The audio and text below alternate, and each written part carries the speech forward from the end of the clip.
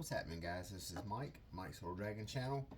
Um, Last week I did a video on the official handbook of the Marvel Universe, and tonight I thought I would do one on what was basically the DC equivalent. This is a book that is called DC Who's Who, the definitive directory of the DC Universe. Now this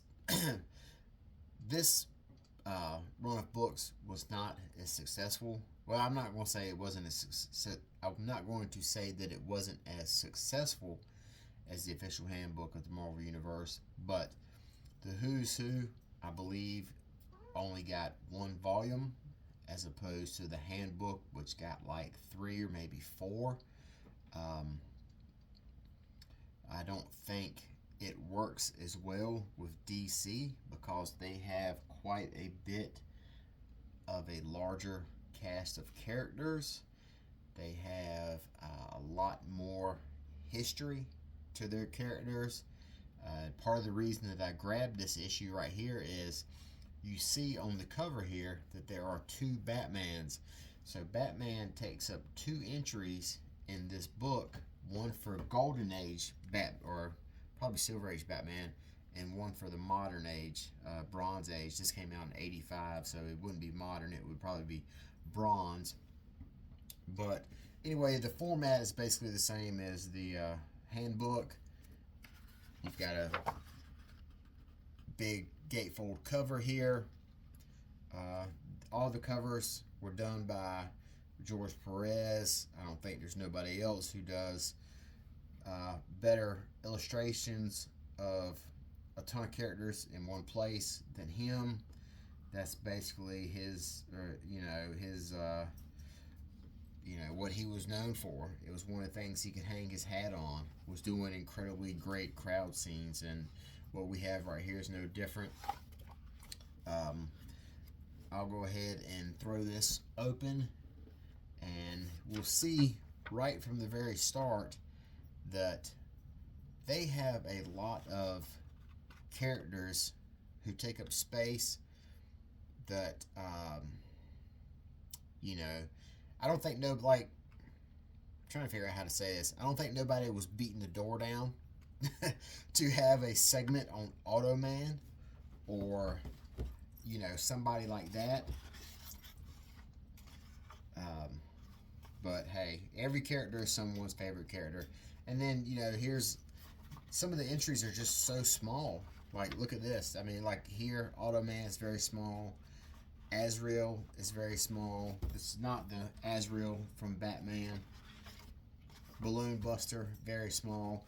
But you get the idea of what this book is all about, or this run of books. They have a character here. And then you have the data for that character, personal data, alter ego, occupation, marital status, first appearance, height, weight, etc., etc. You have a brief history, and then along with a breakdown of their powers and weapons. So it's kind of the very similar format to what the Marvel Handbook had. One of the things about looking through this book is so many of these characters now are just, they're not even around in current DC. DC has thrown so much stuff out the window. I saw a video today and it said, should Marvel and DC get rid of their continuity?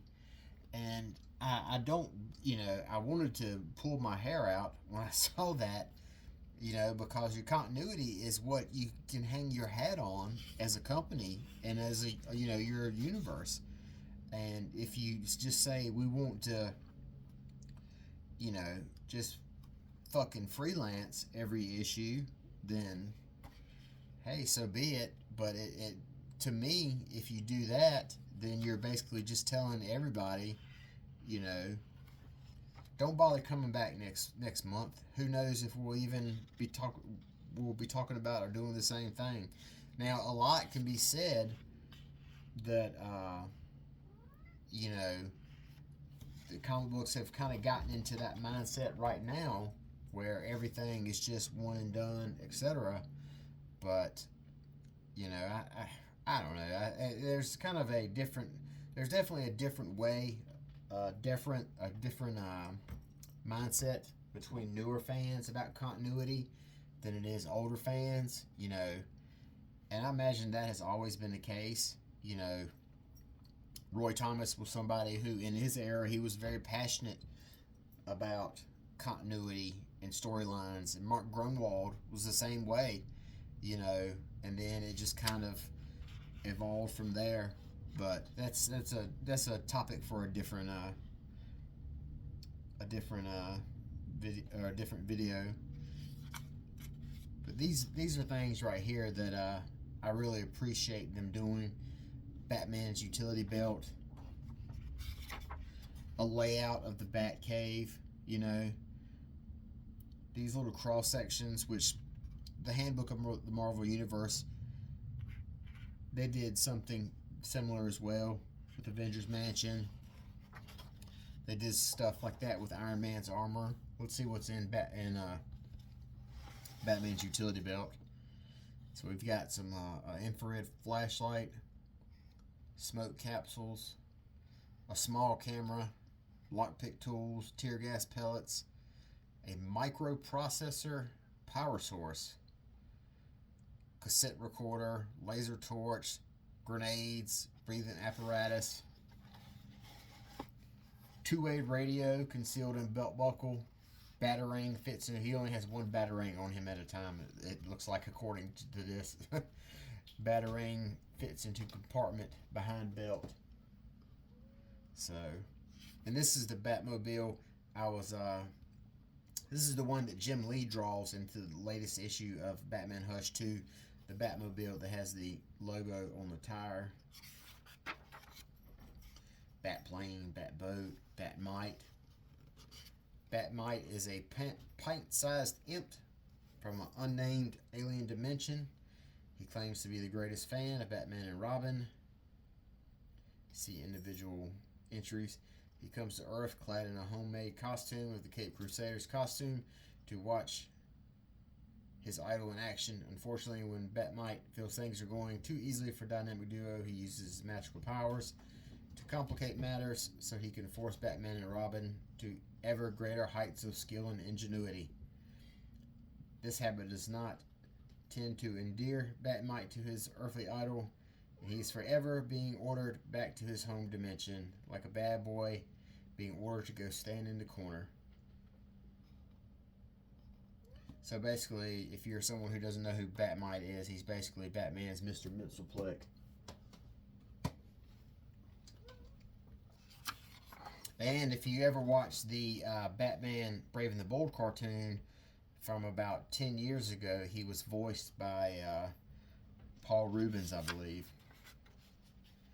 Batwoman, Beautiful Dreamer. This is a Jack Kirby creation. That's one of the things that I like about Who's Who as opposed to the official handbook of the Marvel Universe. The people who did the art for this page, they're at the bottom listed. This is a quintessential Carmine look. Carmine Infantino's characters always had this kind of, you know, like a rough outline. It says here that this art is by Carmine and Klaus Janson. Klaus Janson is kind of an inker who tends to work in this particular style. But Carmine Infantino, he drew so many Flash comics from when I was a kid. And you have Bizarro. If you don't know who Bizarro is, he's basically the opposite of Superman. Bizarro World, it's the planet in which Bizarro inhabits, in which everything there is the reverse of what it is here.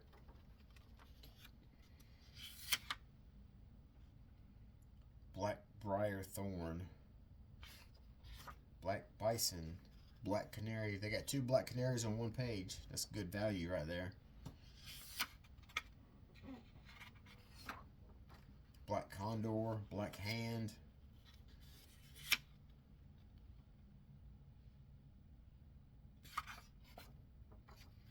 Black Hawks.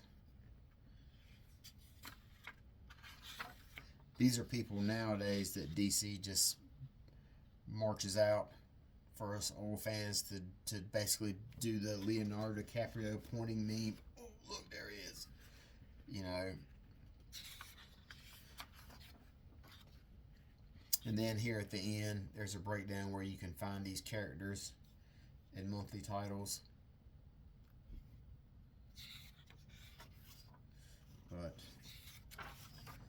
this is DC's Who's Who. As you can, like I said, as you can see, it's not as in depth as Marvel's handbook is, and a lot of the choices they have for characters, you know, are slightly head scratchers. You know, Black Condor.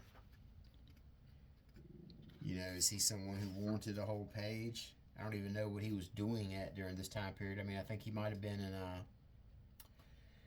I don't think Freedom Force had their own book at this time, so I don't even know where he was at, unless it was like in the Infinity Incorporated book or All-Star Squadron.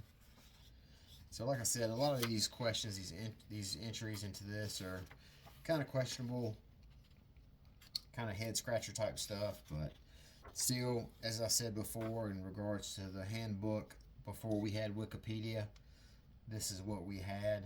You know, these who's and or how we learned about the characters and what all they could do. A little bit about their history. So, anyway, that is DC Who's Who. And this is just a beautiful cover here by George Perez. Rest in peace. You know, he draws a very underrated Batman, I think. When I hear a lot of people talk about great Batman artists, George Perez isn't mentioned very often. I think it's probably because he was never on the book and only drew him in certain scenes, like in Justice League or whatever, but still. But these Who's Who, in 1985, it cost you $1. You could probably get it right now for the same price in a dollar box. There's not very much a high demand for these, although I do remember that they did collect all of these into an omnibus. I think it was last year or 2 years ago. So if you're someone who has an interest in the old DC universe, you know, seeing how it was portrayed back in the day, in the 80s, check out these Who's Who. But they were really fun. It's how I got my introduction to the DC universe. So that is that. Who's Who. Check it out if you see it in the dollar box. We'll talk to you guys next time. Have a good night. Bye-bye.